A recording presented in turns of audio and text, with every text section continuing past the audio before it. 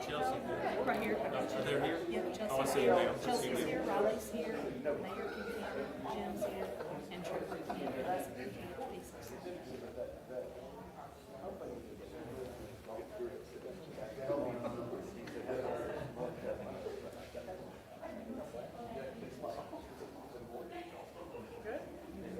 It was always sort of not maintained. Is he speaking? Yeah, just see. I just put my hand over here. I'll get the only picture.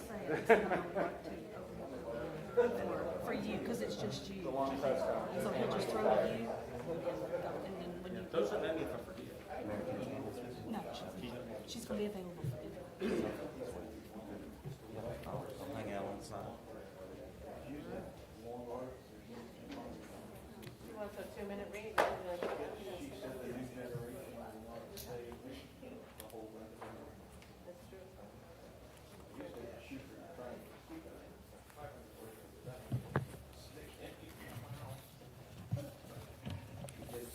Who?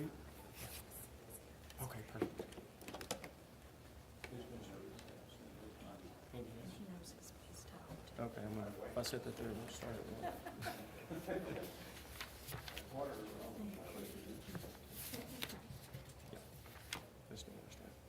All right, I guess we'll get started.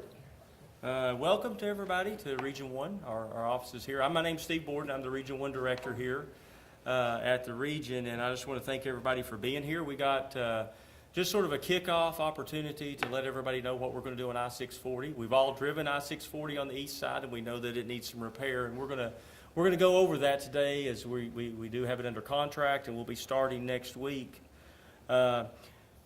As I start, I just want to recognize a few of our partners that are here. Our federal partners, we have Chelsea Ivins with Senator Blackburn's office that's with us today.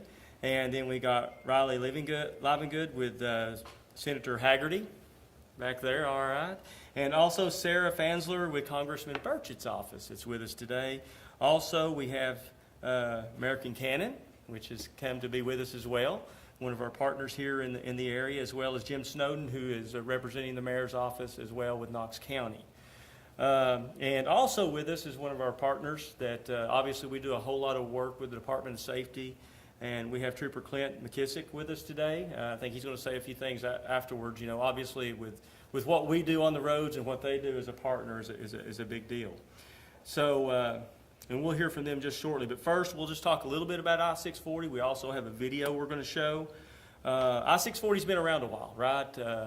40 years ago, we had a little thing called, and it's an anniversary now, right? The 1982 World's Fair. I was a season pass holder to that as a much younger person at that time. But it was a big deal, obviously, for a lot of us that lived in the area and were here during that time. And I-640 was really built during that time, and there was a real rush to get it done, obviously, before the World's Fair as well. The section we're talking about that we're going to do a rehabilitation on, it's a concrete section originally. It's got 15 inches of concrete total. But it's been a vital corridor for us as Knoxville over the years. It serves not only the Knoxville area, the Knox County area, the region area, and also the United States when you look at the amount of traffic. Most people don't realize that the three of the 5 highest volumes on the interstate in Tennessee are in Knoxville. We have the highest volume of anywhere in the state. And I-640 is a vital link, especially when you get to this time of year with vacation travelers, obviously with I-75, I-81, and 40 all coming together and being a part of that system, which is a huge truck route as well. So it's got around 90,000 vehicles on it per day, and serves a whole lot for our local network as well as regional, like I said. Over the last decade, we've done a lot of different things to this section, and we've had improvements to interchanges, going all the way back to SmartFix. Actually, if you remember, we did improvements and got the 3rd lane there at Sharps Gap to help with that while we were shutting down 40 during that time. We've got the Broadway interchange. We've had 2 jobs there to improve that. We've also we've got improvement at Millertown right now in Washington Pike. And so last year, I guess from I-275 west to I-40, we were able to complete that resurfacing project. And now, we're at the point now that we're going to actually do the east side. And the thing that's going to be a lot different with it, it's a reconstruction or rehabilitation versus just a typical resurfacing. Sort of like, you know, you go to your house and you paint it is one thing, to remodel it is a different thing, right? And so it's going to be a lot more work, it's a lot more intensive, it's reconstructing the base, and we'll have some videos to show that as well. And it's a different in the way that we're funding it. You know, typically on the interstates in East Tennessee, I get about $25 million a year for resurfacing our interstates. And that's all 24 counties in East Tennessee, all the way up to Upper East. And this particular project is $21 million by itself, so we were able to get some additional funding to be able to do a reconstruction so that we can get longevity out of this road. As it's getting it was getting to the end and had reached the end of its service life. So with that, I believe we've got a video we're going to show, and I'm going to get out of the way so I don't mess anything up.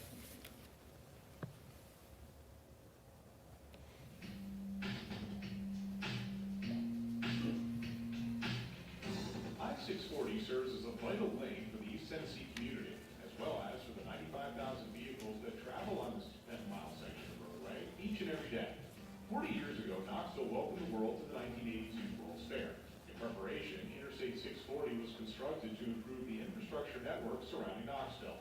In 2008, this important link in Knoxville's interstate system later proved essential to accomplish the closure of Interstate 40 with a Smart Fix project in downtown Knoxville. Over the last decade, the department has been working to modernize and improve the operations of the interchanges along the corridor. And now, TDOT is undertaking the rehabilitation of the main line 640 lanes. While the western section of I-640 has been completed with resurfacing, the department is now focusing on extensive reconstruction on the eastern side of I-640. Construction will soon begin on the process called Robolization, which is a technique that crushes the concrete pavement into rubble at its existing location. Crews will remove the 6 inches of asphalt roadway surface and then use a hydraulic breaker to crush the existing concrete into rubble. That will become the base for the interstate travel lanes. Once Robolization is complete, a new, long-lasting asphalt surface will be placed on I-640. As crews mobilize to begin work this summer, motorists should expect changes in traffic patterns. During construction, traffic will be reduced to 2 lanes on I-640 between I-40 and I-275, with phased traffic shifts.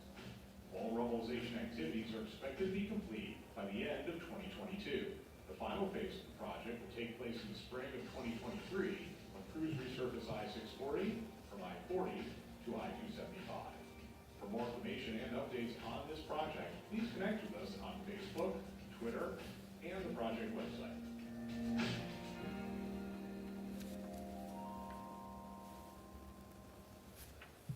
All right, so that is, like you said, that's on our website. So, you know, that's good information that you can pass along to folks as well.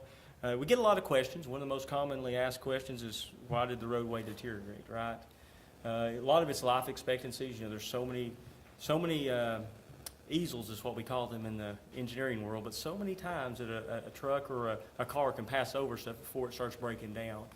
In this case, what you see is a lot of the subsurface that's broke down. It's got water in it, the faulting of the slabs, which causes that awful looking reflective cracking that makes all the noise and vibration when you go over it. And so with that, you know, doing this will allow us to have a longer life. If we went in with traditional means, say and put 4 inches of asphalt on it, stripped it off, milled it out, put it back, you're not going to get very long service life. Matter of fact, with the faulting that's there, you'll get about 1 inch a year of cracking. So by the time you get to year 4, all the cracks are back. By the time you get to year 5 and 6, you start seeing the potholing. So this will allow us to have longevity on the roadway to last a long time and continue to last in the future. We'll be doing a lot of other stuff besides crushing that material up as a base. Additionally, we'll be doing a lot of under drains in there, and that's to get water is the enemy of a roadway in its base. So we want to get that out. So we'll be doing a whole lot of work to upgrade that as well. We're going to do it in 2 phases somewhat. We're going to do a lot of the work crushing it up and putting the binder in, and then come back the next year and do all the surface all the way through to the end. I will note that you will have lane restrictions as part of that process as they do the Robolization and breaking up the concrete. That will require the lanes to be restricted. Traditionally, when we do a regular resurfacing job on the interstate, we do it at night.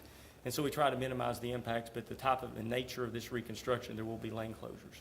So we'll need to be aware of that. We have smart work zones here along the corridor, which will help mitigate traffic and help give people the opportunity to see what's going on. Always know before you go is one of the words that you hear, is that you can check our Transportation Management Center for the flow of traffic and get vital information when you head out.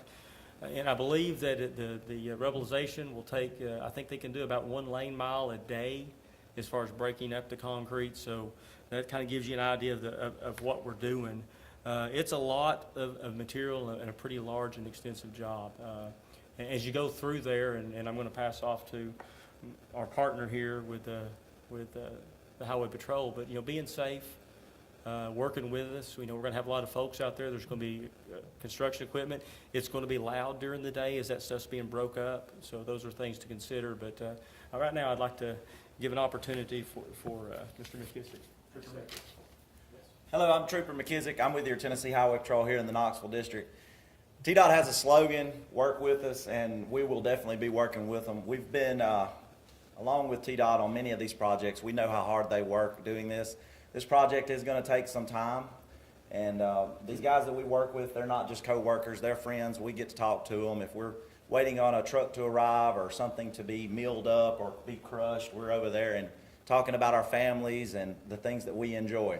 We ask that when you're driving through that area, be patient, take a deep breath, slow down, of course, take your foot off the accelerator and realize that these guys are out here working, have families, and certainly, probably most importantly, put your cell phone down.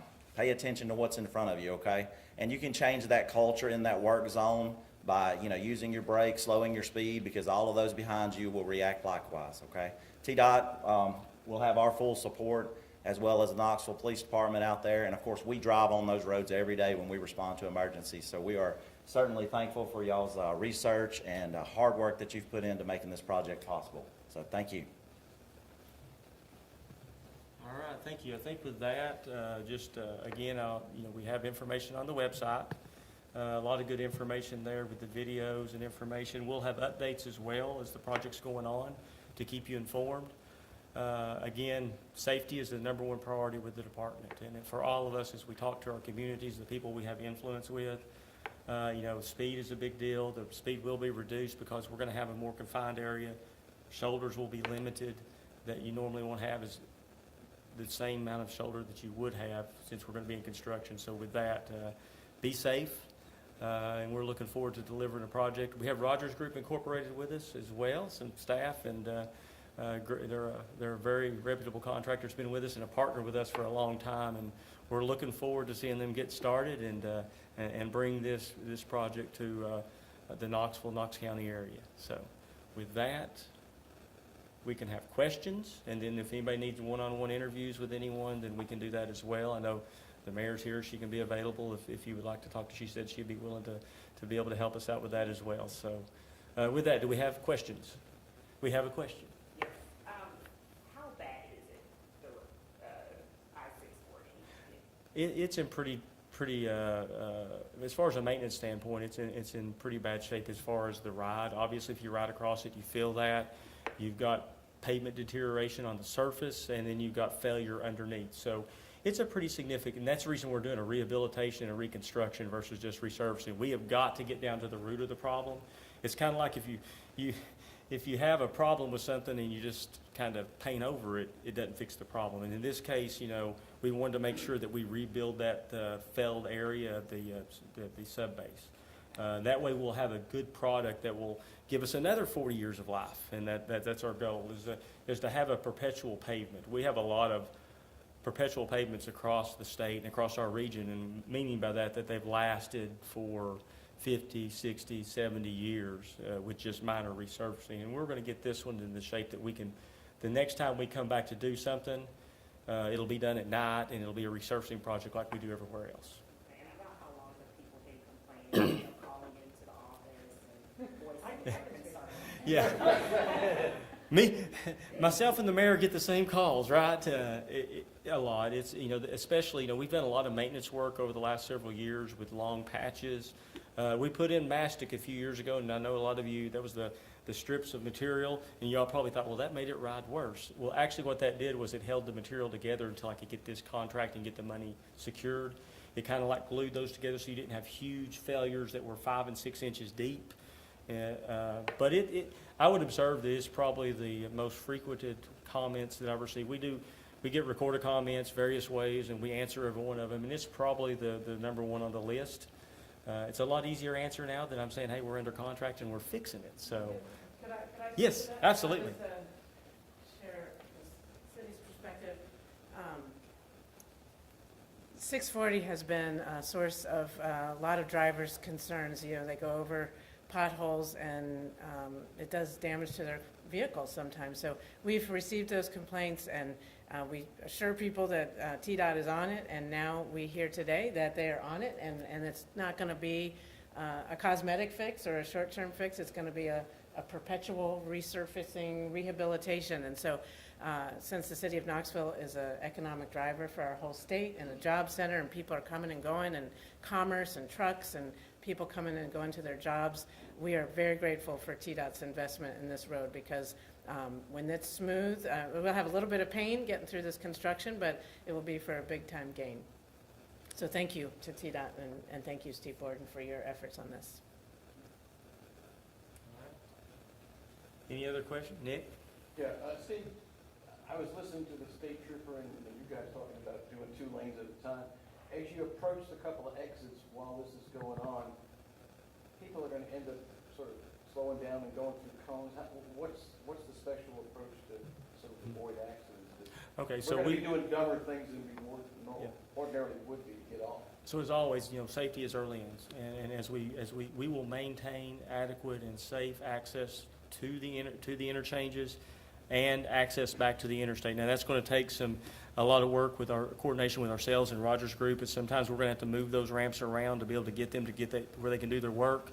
But we've looked extensively of making sure that with our operations staff and traffic staff that's one of the primary things, is to make sure that we have a good exit ramp and entrance ramp throughout the process to make sure that people can get in and out safely. Plenty of room to merge, and like I said, it may be that, it'll shift on you from time to time because they're going to have to move to get into those areas to Robilize, but at times they'll be able to move it. So we're committed to spend what we need to make sure it's safe there. Could you also tell us what the hope for completion date is? What is it? November 23rd. Yes, November 23.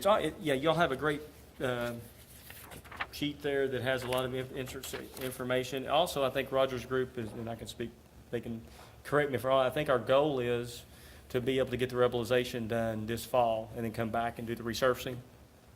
Yes, okay, I'm good there, so, in the spring, so. Just an estimate, how many people or how many drivers drive through 640 on a daily basis? About 90,000, I think is what we have on the average daily traffic. It's a very high volume, obviously, and like I said, we have 215,000 a day on I-40 there at the paper mill area, which is the highest by far in the state. And so there's a lot of traffic to management, and that's the reason it's so important to keep it in a good state of repair. How many workers are going to be employed in doing this? I mean, because you said it's a $21 million project, obviously, it's going to take a lot of effort. So. Okay. I will have to ask my industry partners if they have an idea about how staffing will be on it. It'll vary at different stages of the contractors, but when you look at both the people at the asphalt plants, quarries, truck drivers, they'll probably on average be 50 to 60 people involved directly with the project on a daily basis. Okay. And I know you mentioned that roads don't last forever. When it rains, people are driving on them every day, but is this considered like a long-term fix? Something that will, Yes. okay. Yes, it is considered a long-term fix, and that's the difference between the resurfacing and the rehabilitation. This is something that will provide a strong base underneath it. It'll get the water out and will allow the roadway to continue to have amount of life to it. Everything that we build has a life to it. Our bridges typically, a typical bridge is about a 50-year lifespan. However, we do a lot of extensive rehabilitation to extend that to 60, 70, 80 years, 90 sometimes. But eventually, there is an end to that life. And this is the same way with a project or a section of roadway like this. There comes a time that you have to do rehabilitation versus just a slight resurfacing. So this will allow this road to be a corridor that will no longer have those issues that we have now and will serve us for a long time. And should people pack their patience when traveling? So there will be impacts to traffic, absolutely. We got a smart work zone that's there. That's to help alleviate some of the problems along the corridor. It's tied into our TMC, our Transportation Management Center, with our cameras. We got, the overhead message signs. It's going to be important to probably, as we say, know before you go, check on those things, especially early on. But when you have 6 lanes of interstate and you're going to go down to 4 lanes, it's going to have an impact during that time. And so that's something that we all should be aware of. Also, reduced shoulders. You're going to have barrier rail on one side. Always you need to, when I travel on vacation, so I just went through North Carolina and South Carolina. They have some really large projects on I-26.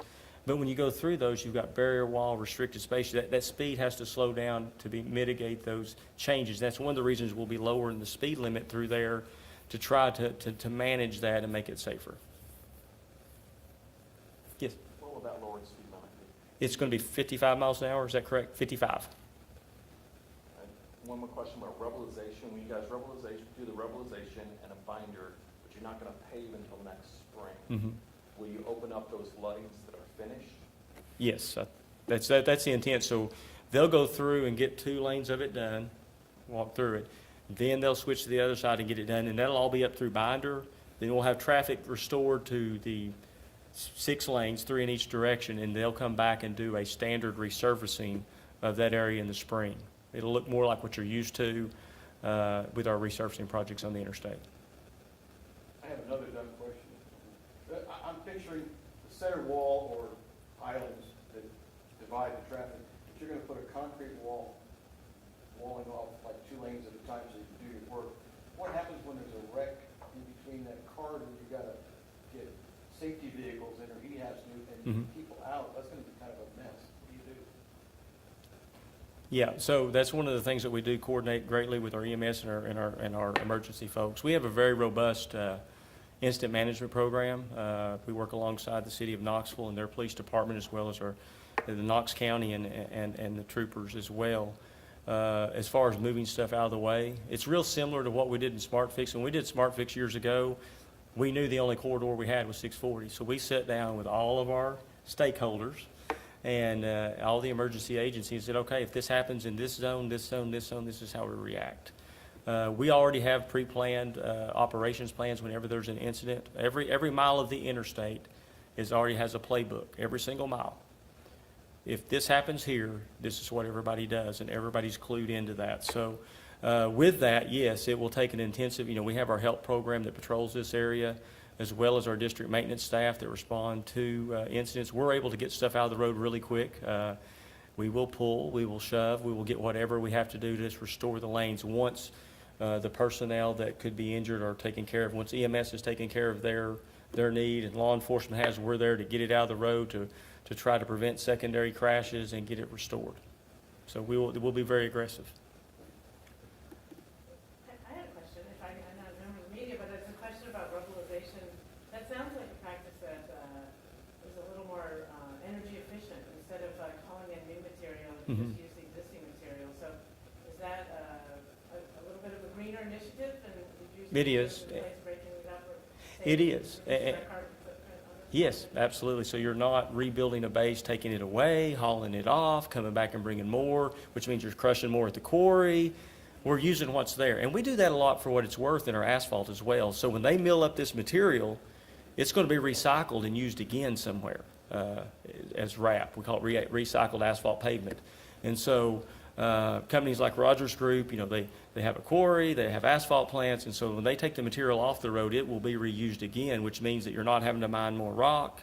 And so, yes, you are reducing your carbon footprint by that. We're really big on what we recycle. I mean, especially in our binder mixes and even in our surface mixes, we do recycle material we take off the road and put it back down after they go through the plant and remix it, so to speak, so. Expect any more planes to land? We hope not. We hope not. You never know, though. That's always a bad day when a plane has to land on the interstate and they're out of gas. And they did it safely. They did. Nobody got hurt. They did. Well, good response by all of our emergency agencies that partnered there to get there and make sure it was safe. Oh, yeah. One last question, does this construction come at a good time when, we know there's a lot of growth in Knoxville, more people are moving, and so now there are, be better roads and, interstates? It is good. I mean, one of the blessings and challenges that we all face in the state of Tennessee, and East Tennessee is not immune to that. Commissioner Ely talked a few weeks ago, we're #1 in the nation in one-way U-Haul trips. So you know what that means? People are coming and they're staying.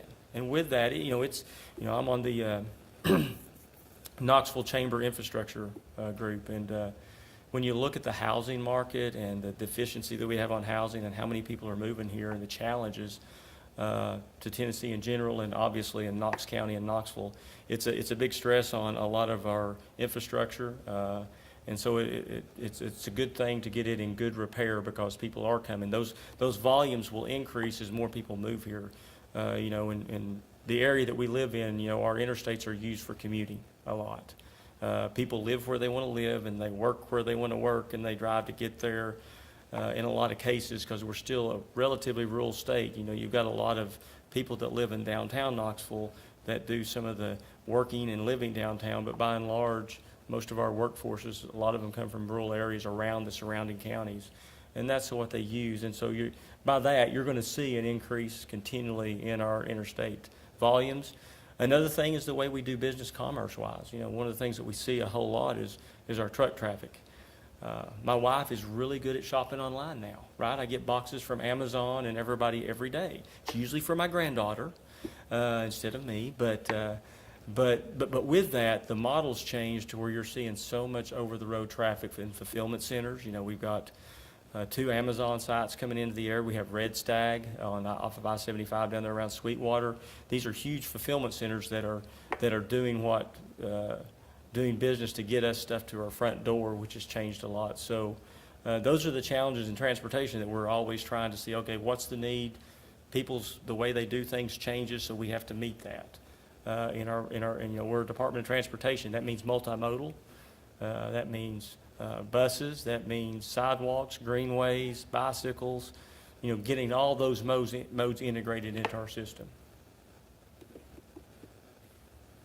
I was always wondering why just recently y'all put those big electronic signs saying time to travel to paper mill, interstate versus 640, but it obviously is going to be set up for this construction job, right? Yes. You're going to have an idea that, gosh, if I go this way, it's going to take 15 more minutes. Right, that's what we want to give drivers information, so that, real-time information of what's going on. If there's an incident in one area, then we want to be able to move them to another area very quickly.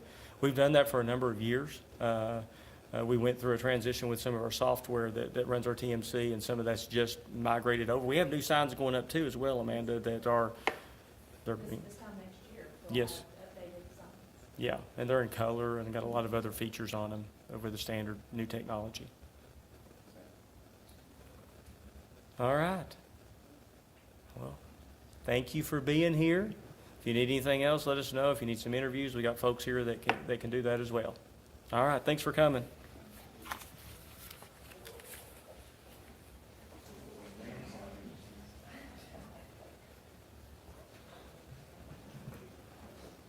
Samantha, if y'all could